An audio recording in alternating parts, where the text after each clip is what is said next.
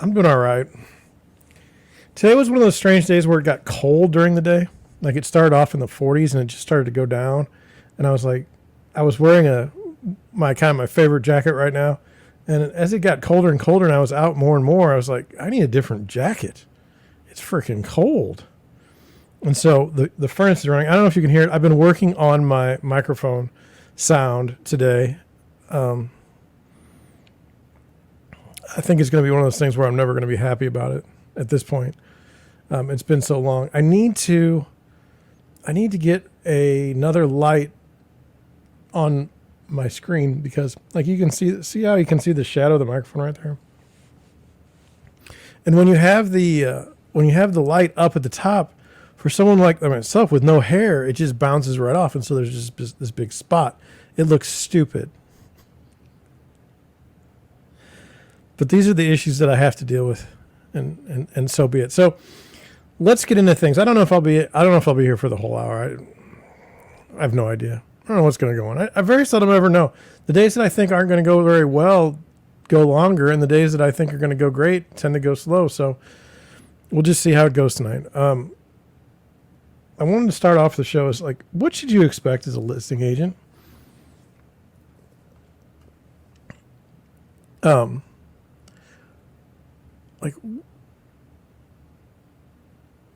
Like what are the things that you should expect? What should you expect them to do?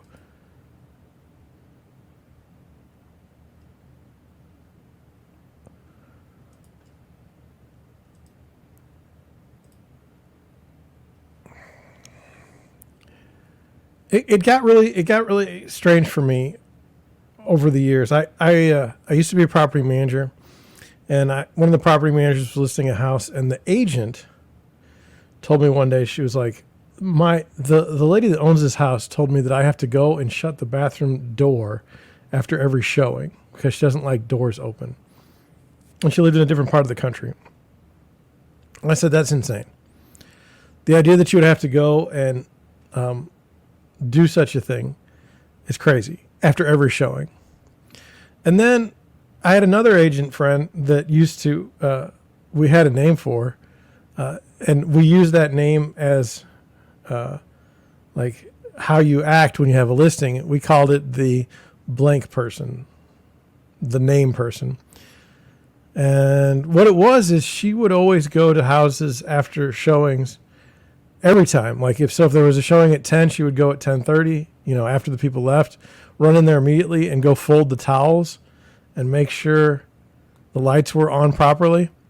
So we used to make fun of her for that. But then as I got my own brokerage and as I was a real estate agent and as I was listing homes, it got to be something that after viewing so many homes on the buyer's agent side, there's things that I know that just irritate you or irritate most people is when they're going to buy a home. And so, for instance, one of those things is like if I'm showing a house and the floor is full of leaves inside, I don't like that. Or if somebody's tracked water in the house and the floor is all nasty, I don't like that. So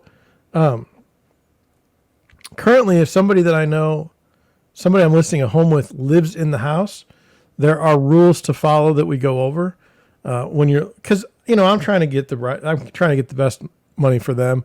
And 99% of the sellers appreciate the fact that I'm telling them anything.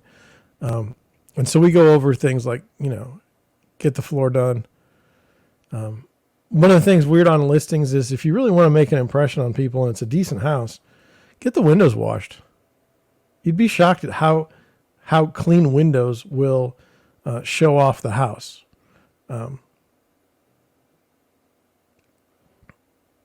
It's weird. You would think like, what difference does it make? But the clean windows are just great. We have other things that I don't like. Like I don't like if I hear water running or dripping. That's no. If the refrigerator is dirty, you may say, well, I'm taking the refrigerator with me. And why do I care if my refrigerator is dirty? Well, if it is, people are like, it speaks to how you take care of a place. One of my pet peeves is lights that are like the cool lights and the warm lights in fixtures that are mixed together. Oof. That one really bothers me. But I mean, there's not a whole lot, people want to do that. That's what they can do. But those are all houses that people are occupying. What do you do when you have a seller that isn't in town? How do you take care of that home? And that's something that I think you should pay attention to when you're talking with an agent. Now, look, they may lie. They may completely lie and say what they'll do. But for me, if I have a seller that's out of town, when I list the house, if there are showings during the day, I will go over that night and make sure that the door is locked, the lights are out, and the house is clean and ready to be shown the next morning. I think nothing of it. And that would be like within a half hour's drive from my house. That gets me pretty far.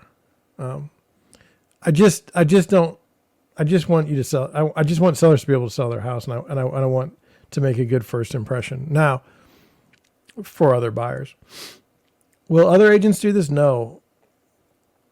And I was talking to my wife today. I have a condo that I listed, and my sellers are out of town, and I just wanted to make sure that the house or the condo was in good shape while they're gone.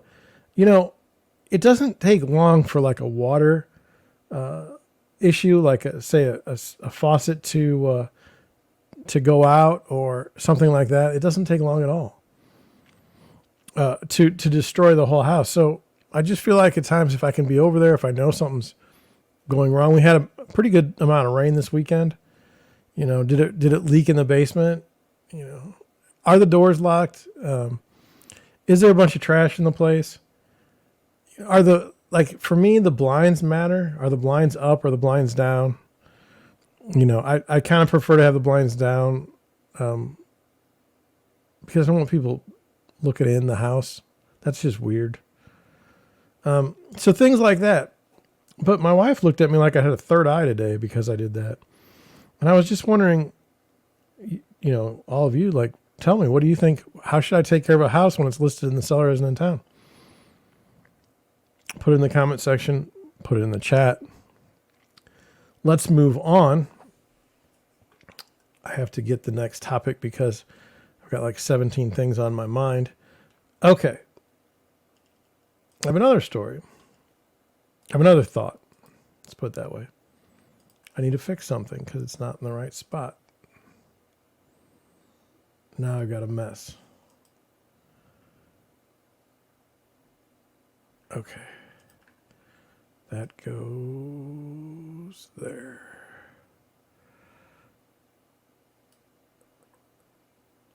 Oh, not good. I just realized I made a mess here. We're just going to wait. Sorry.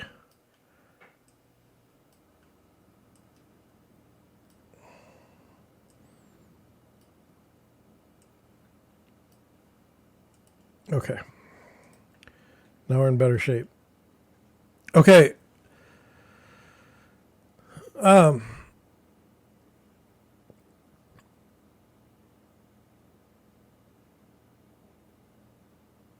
do I put this? All right. So there's so many things in life, okay, that are less than enjoyable in the sense that say somebody hypes an event, like remember that fire festival, and then people actually went to it and it was like lame.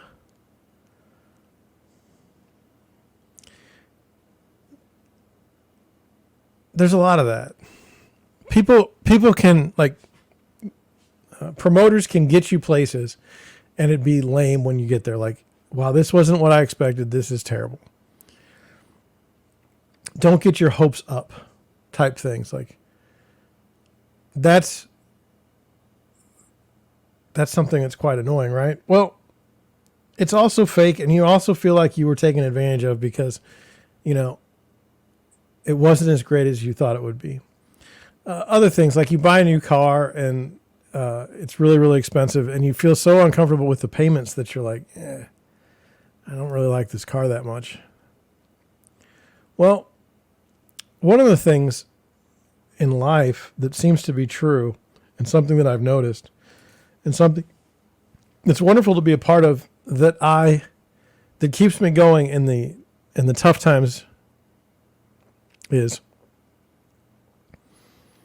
when first-time homebuyers actually get a home that they want. Like they get it under contract and it's going to be successful. I've been working with a couple. They called me in January of 2022. They said we're not really interested in buying a house, but we'd like to get the process started. So I put them in touch with, lenders, and we started looking at houses, and I started explaining like this is the things that, provide value or create value for a home. These are the things that you might want to pay attention to. And, as I've said, the market was just tough. And these poor home buyers would be out there and we'd go to houses and either the house was just terrible or we'd put an offer at $40 or $50, $60,000 over asking and they wouldn't get it. And this happened over and over and over again. And it was just like the one time we were second.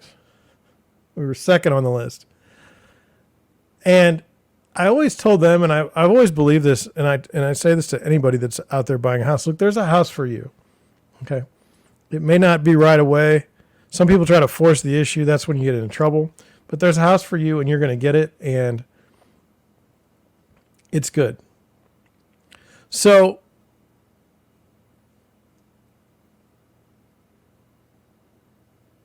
it's hard to believe, though. And especially if you're in a certain age group and you're in a certain area of profession, your profession, you're starting to make some money, some decent money. It's like all of a sudden we would go look at houses and like they would tell me like one of their friends bought a house, and we would go over it and like so one of their friends bought a house and it was a fix and flip. I said, don't buy a fix and flip. And they're like, well, they look pretty, and I'm like, I know that, but you have to understand there's a reason. There's something to be worried about. They probably didn't fix the house right. The first time something goes wrong, it's going to be on you. And sure enough, the first time it rained for these friends of theirs' house, the basement flooded and destroyed the whole finished basement. So the whole reason they went to buy the house was because it was all done and they didn't have to do anything, and now their house is destroyed, or their basement is. They believed me the whole time, but it was hard. It's hard to lose out on deal after deal after deal. But they had a price in mind. They weren't going to the top of their budget. They understood with me that this was maybe a once in a generation event, and they persevered. Okay. And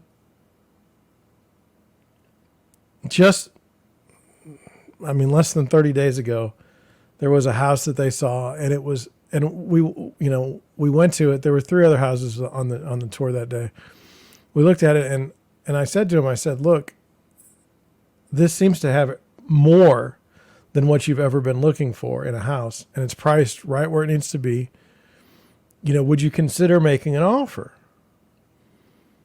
And they're like, well, we're going to go to Costco, and we'll either wait or we'll let you know we'll put in an offer. And I said, okay. Well, I got a text before they even left Costco that was like, we're not waiting, we're putting an offer. And then it was a question of formulating an offer that would win. Even in a slow market, you don't always get the opportunity to come in really way under asking. And so we put the offer in, and then it's terrible. We put the offer in on like a Saturday, and they were taking offers up until Monday. And it was just like, the listing agent was not very responsive. In fact, he's not been very responsive the whole time. We'll talk about that next if I can remember it. I'm writing it down.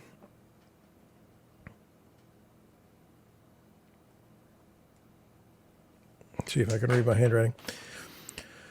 Monday comes along. I think I got a text from the seller's agent. Congratulations, we got a deal. My buyers were excited.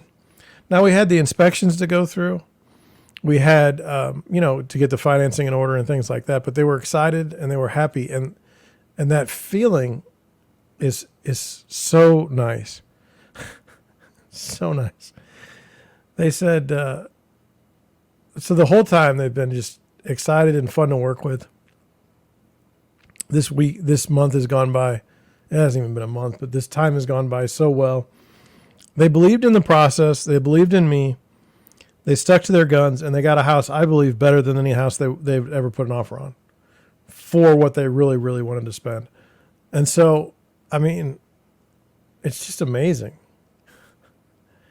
And it keeps me going because they're so happy. I mean, when we had the walkthrough, and they were like, this is what we're going to paint this room. They weren't talking about, remodeling the whole house or anything like that. It's a young couple. They don't have a whole lot. And so they talked about painting, and they're going to change some lights out. And the fellow went and bought a bunch of hardware equipment at Harbor Freight and Home Depot, and they've been to Lowe's, like 12 times since the house went under contract. It's just fun. And tomorrow will be the final step where they will get the keys, and they will enjoy themselves. Like, they will truly be happy. And in my business, like, there's not a lot of times when people are super happy. There's relief. There's relief that a deal is done, but happy, man. So anyway, that's that. Now, I'll couch that with another story on a different house. What do you expect out of your listing agent? Do you expect your listing agent to communicate effectively with buyer's agents? I'll tell you, I've been let down big time in my career by people that I think I should be respecting because of their ability to list so many properties or because of their ability to market themselves.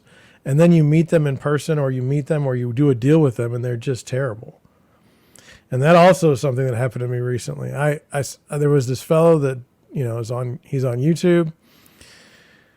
He's at a certain brokerage where they think very highly of themselves.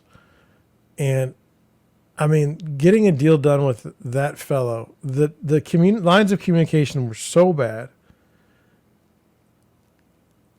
You send an email, you get it back like 3 days later.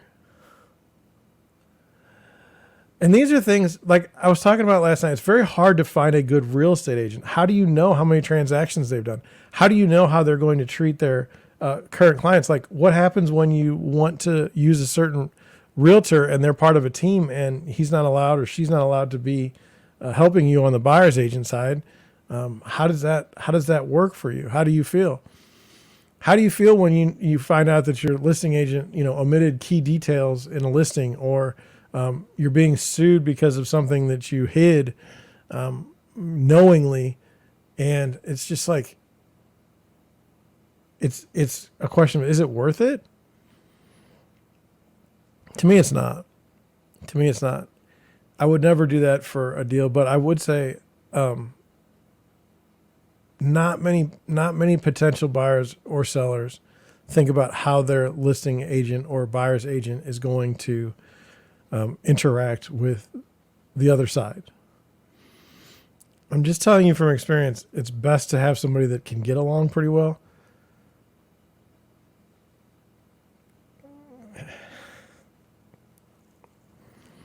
Because another agent can mess up your deal. There's no question. All right.